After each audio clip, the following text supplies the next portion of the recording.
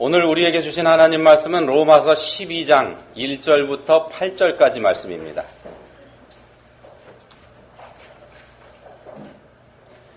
한 목소리로 읽겠습니다. 그러므로 형제들아, 내가 하나님의 모든 자비하심으로 너희를 권하노니 너희 몸을 하나님이 기뻐하시는 거룩한 산 제물로 드리라. 이는 너희가 드릴 영적 예배니라. 너희는 이 세대를 본받지 말고 오직 마음을 새롭게 함으로 변화를 받아 하나님의 선하시고 기뻐하시고 온전하신 뜻이 무엇인지 분별하도록 하라. 내게 주신 은혜로 말미암아 너희 각 사람에게 말하노니 마땅히 생각할 그 이상의 생각을 품지 말고 오직 하나님께서 각 사람에게 나누어 주신 믿음의 분량대로 지혜롭게 생각하라. 우리가 한 몸에 많은 지체를 가졌으나 모든 지체가 같은 기능을 가진 것이 아니니 이와 같이 우리 많은 사람이 그리스도 안에서 한 몸이 되어 서로 지체가 되었느니라. 우리에게 주신 은혜대로 받은 은사가 각각 다르니 혹 예언이면 믿음의 분수대로, 혹 섬기는 일이면 섬기는 일로, 혹 가르치는 자면 가르치는 일로, 혹 위로하는 자면 위로하는 일로, 구제하는 자는 성실함으로, 다스리는 자는 부지런함으로, 긍휼을 베푸는 자는 근음으로 할 것이니라. 아멘. 네, 한국 가정문화원이라는 데가 있습니다. 여기 이사장으로 계신 분이 두상달 장로님이라고 하는 분인데 혹시 아시는 분 계실지 모르겠습니다. 이분에게, 이 장로님에게 가까이 지내는 친구분이 한 분 있습니다. 그분도 장로님이신데 아내를 끔찍히 생각하는 분이고 자상하기로 소문난 그런 분입니다. 그 친구 장로님이 얼마 전에 아내가 자신을 위해서 평생을 헌신해왔기 때문에 이젠 자신이 아내를 위해서 평생 설거지 하겠노라 이렇게 선언을 하고서 그때부터 설거지 전담맨으로 변신을 했다. 이런 얘기가 있습니다. 두상달 장로님의 친구 장로님 얘기입니다. 한 번은 이 두 분의 장로님 부부가 함께 해외여행을 갔습니다. 근데 친구 장로님 부부의 행동이 가관입니다. 이렇게 표현해서 죄송합니다. 가관입니다. 왜 그러냐면요. 친구 장로님의 아내가 포도를 가리키면서 이게 뭐야? 물어봅니다. 그런데 장로님이 천연덕스럽게 그거 포도야. 이번에는 딸기를 가리키면서 물어봅니다. 이건 뭐야? 그건 딸기야. 아내가 딸기를 하나 집어먹습니다. 그리고서 또 물어봅니다. 이건 뭐야? 그건 토마토야. 가관이죠? 이 장면을 봤습니다.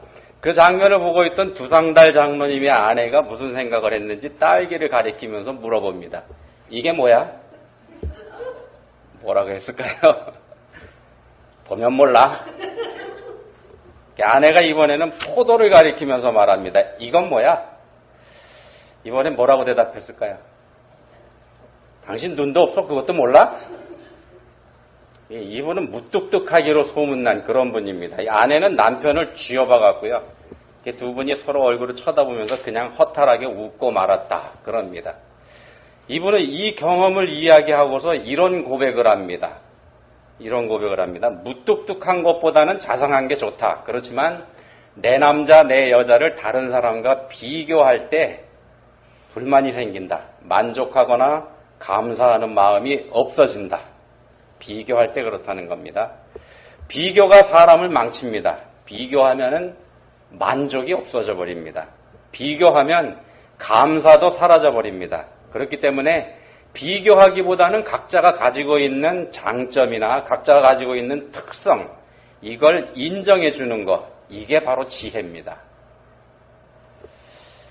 운동을 하거나 육체 노동을 하고 나서 잠깐 쉬는 시간 있죠. 그랬을 때, 그런 쉬는 시간이 생겼을 때 한국 사람하고 미국 사람하고 그 쉬는 모습이 서로 다르다 그럽니다. 신체 비율을 보면은요, 한국 사람은 다리가 짧고 머리가 큽니다. 위가 무겁죠. 이러다 보니까 그 이유 때문인지 몰라도, 머리 무게 때문인지 몰라도 한국 사람들 쉴 때 벌러덩 들어누워서 쉬는 모습 우리가 쉽게 봅니다. 그렇지만 머리가 작고 다리가 긴 미국 사람들은 그렇게 들어눕는 것보다는 걸터 앉아있는 게 고작입니다. 이런 모습 우리가 어떻게 봐야 될까? 아무 데서나 그냥 벌러덩 들어눕는 한국 사람들의 몰상식, 그거에 비교해서 그래도 비교해서 품위를 잃지 않는 점잖은 미국 사람, 우리가 이렇게 비교해야지 될까? 그렇게 평가하는 게 바로 비교하는 겁니다. 그런 게 비교입니다.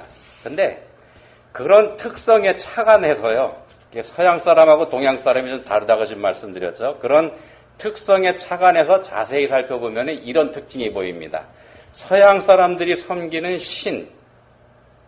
신을 섬기니까 신상을 만들죠. 그 신상이 서양 사람들이 만든 거는 거의가 서 있다 그럽니다. 근데 한국을 포함한 동양 사람들이 만든 신상, 앉아있는 좌상이 많습니다. 그게 더 많습니다. 이런 특징을 우리가 발견할 수 있습니다. 이런 점에 우리가 착안을 한다 그러면은요, 그러니까 비판하려고 하지 말고 그런 특징을 잡아서 본다 그러면은 우리가 또 다른 세상을 볼 수 있는 지혜를 얻을 수도 있다는 겁니다. 앉아있기보다는 왔다 갔다 하는데 익숙한 서양 사람들, 이 사람들은 온 세상을 다 돌아다녔습니다. 그러면서 세계가 하나가 되게 하는, 그런데 크게 일조를 했죠. 서양 사람들이 했습니다. 이에 비해서 앉아있는 것에 익숙한 우리 한국 사람들, 그러면 뭘 해야 될까? 앉아서 성경 읽고 앉아서 기도하고 또 앉아서 한자리에 앉아서 함께 앉아서 동질감을 느끼는 것, 이런 거에 또 우리가 익숙합니다. 그러지 않습니까? 이걸 또 장점이라고 할 수 있지 않겠습니까? 이렇게 비교해보면 재밌는 거 많이 나옵니다. 이게 비교해서 장단점을 논하기보다는 기왕에 비교할 거면 서로의 특성과 차이를 찾는 거, 이게 더 지혜롭지 않겠냐는 말씀드리고 있습니다. 본문 3절 말씀입니다. 본문 3절에서 이런 말씀합니다. 마땅히 생각할 그 이상의 생각을 품지 말고 오직 하나님께서 각 사람에게 나누어 주신 믿음의 분량대로 지혜롭게 생각하라. 이 3절 말씀을 공동번역 성경에서는 이렇게 번역을 합니다. 여러분은 자신을 과대평가하지 말고 하나님께서 각자에게 나누어 주신 믿음의 정도에 따라 분수에 맞는 생각을 하십시오. 자신을 과대평가하지 말고 분수에 맞는 생각을 하십시오. 이렇게 번역을 했습니다. 자기 자신을 과대평가하지 말라. 하나님께서 주신 것에서 더 이상 욕심을 내지 말라, 이런 말씀입니다. 그렇게 말씀합니다. 물론 반대의 경우가 되는 것도 있습니다. 자기 자신을 과소평가해서 자신에게 주어진 사명조차 감당하지 않겠다고 하는 게으름, 이것도 물론 경계해야지 됩니다. 팔이나 다리 등 우리 육신을 구성하고 있는 각 요소들, 이런 것들이 각각의 고유한 역할을 가지고 있습니다. 그것처럼 모든 사람 각자에게는 각각 주어진 사명이 있습니다. 예를 들면 5달란트 맡은 종, 이 5달란트 맡은 종은 5달란트를 사용해서 5달란트를 남기는 게 당연했습니다. 2달란트 받은 종, 그 2달란트를 사용해서 2달란트를 더 만들어낼 수 있었습니다. 근데 만약에 이 2달란트를 맡은 종이 경쟁 심리를 가지고서 나도 5달란트 만들어내겠다, 이렇게 남기겠다, 그렇게 한다 그러면은 이게 바로 비교가 된다는 겁니다. 비교가 됩니다. 결국 마땅히 생각할 그 이상을 생각하는 게 된다는 말입니다. 1달란트 맡은 종은 자기 분수에 맞는 1달란트의 일을 하면 됩니다. 그러면 됩니다. 1달란트 맡은 종이 5달란트 맡은 종하고 한번 겨루어 보겠다는 마음을 가지게 된다 그러면 결국 자기 자신에게 있는 부족함을 발견하게 됩니다. 자기 자신이 부족하다고 생각하게 돼서 불평과 원망의 길로 빠져버리게 말 것이라는 겁니다. 틀림없이 그렇게 될 겁니다. 주인이 5달란트와 1달란트로 구분해서 맡긴 거, 이건 종들에게 너희가 서로 이거 가지고 경쟁을 해라, 그런 의도로 맡긴 게 아닙니다. 그게 아니고 5달란트의 무게감과 1달란트의 세밀함, 이게 조화를 이루기 원하는 목적에서 그렇게 맡긴 겁니다. 이거 군대를 예를 들자면은요, 대포나 미사일 군대에 있어야 됩니다. 그렇지만 반드시 필요한 게 소총입니다. 군대에 소총이 없으면 안 되지 않습니까? 근데 이 세상은 비교를 원합니다.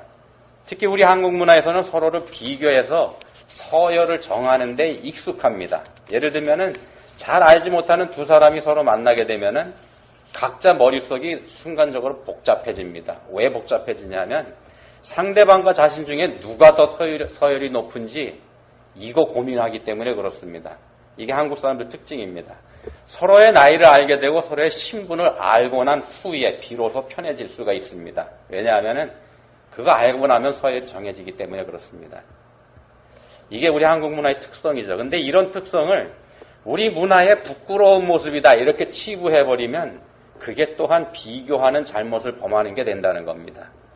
특성을 특성으로 인정하지 않고 서로 다른 특성들을 서로 비교해서 서열을 정해버린다 그러면 이거 억지가 될 수 있습니다. 예를 들면 100m를 잘 달리는 단거리 선수, 100m를 잘 달리는 단거리 선수하고 장거리 전문인 마라톤 선수를 비교해서 직접 비교해서 누가 더 잘 뛰는 사람인지 정하는 것만큼 미련한 것도 없습니다.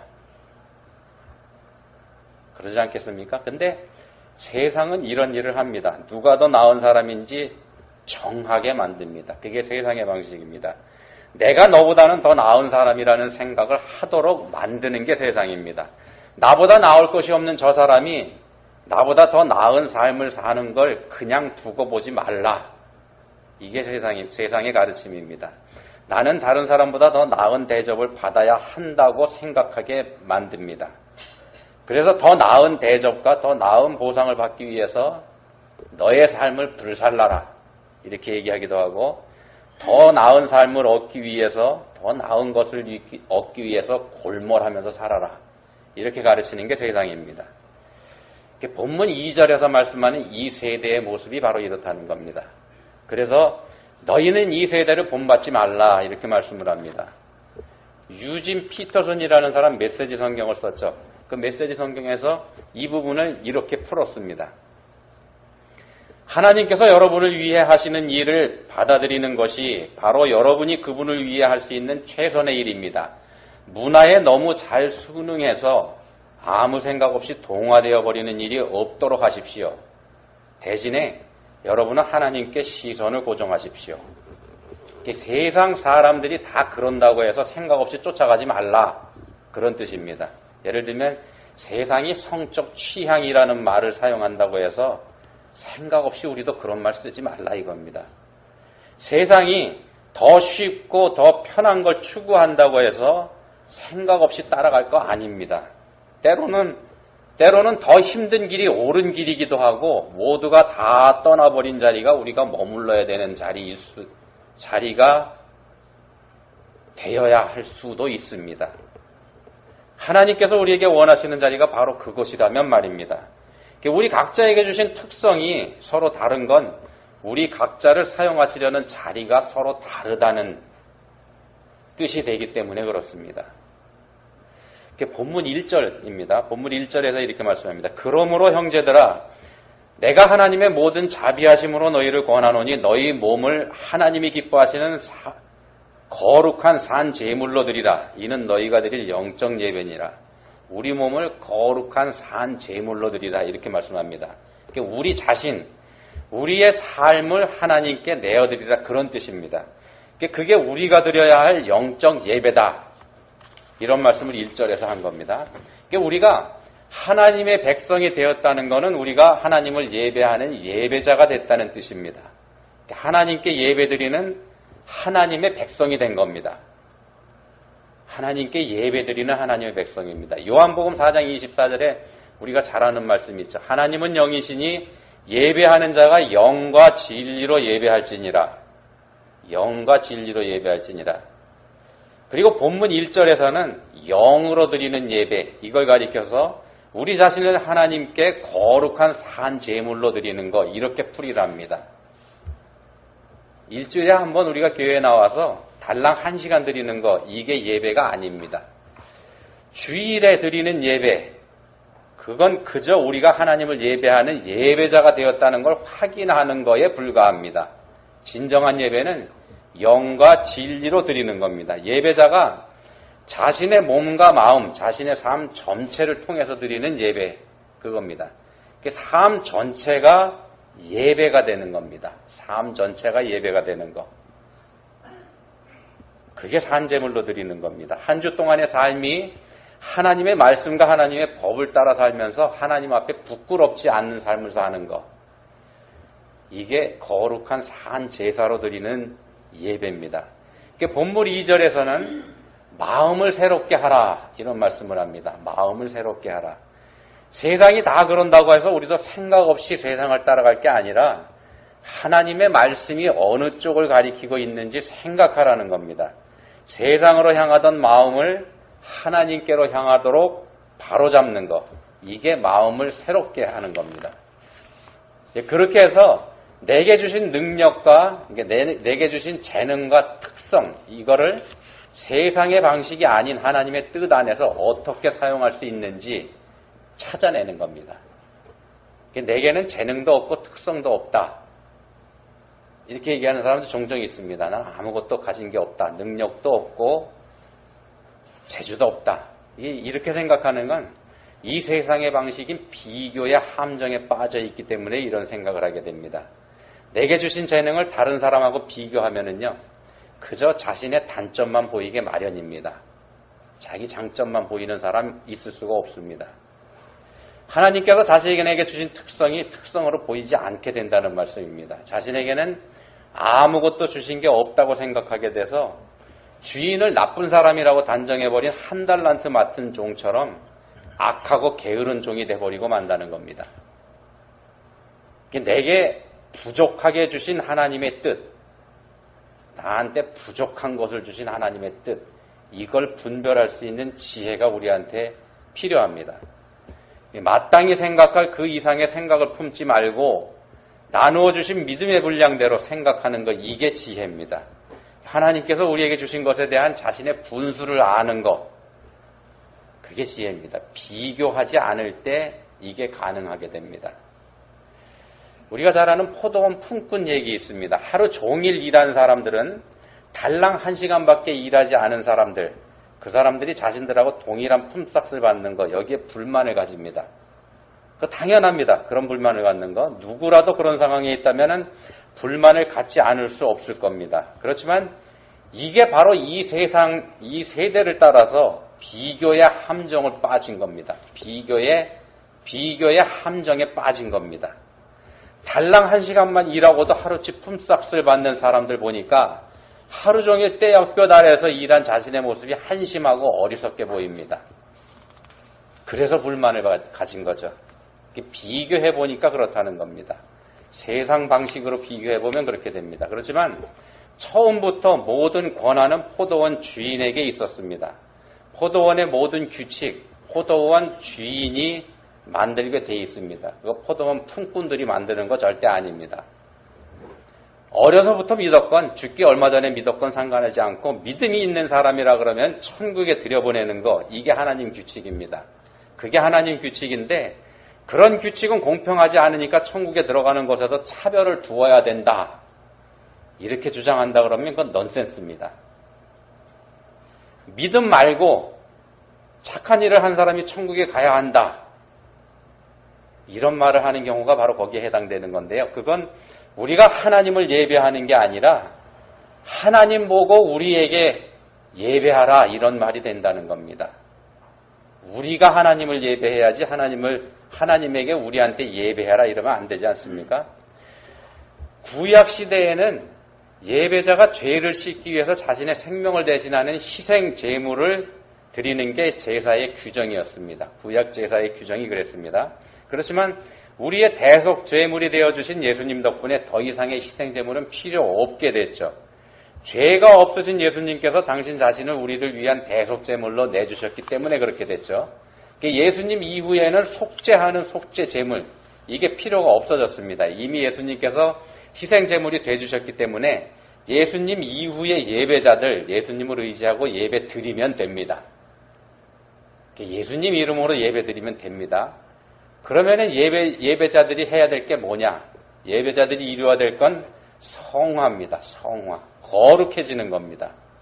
하나님께서 거룩하시기 때문에 하나님의 백성이 된 하나님의 자녀들 당연히 거룩해져야지만 됩니다.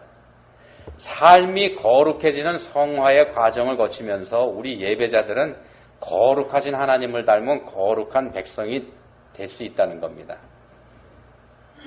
비교하지 않으면 거룩해집니다. 비교하지 않으면 거룩해집니다. 바꿔 말씀드리면요, 비교하면 거룩해질 수 없습니다.